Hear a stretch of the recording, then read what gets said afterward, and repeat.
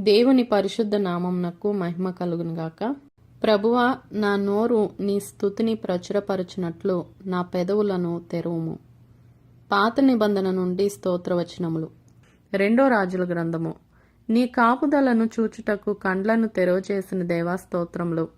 1 దినవృత్తాంతములు. యబ్బేజు సరిహద్దును విశాలపరిచిన దేవా స్తోత్రములు. నీవు ఆశీర్వదించిన ఎడల అది ఎన్నటికి నీ ఆశీర్వాదముగానే యుంచిన దేవా స్తోత్రములు.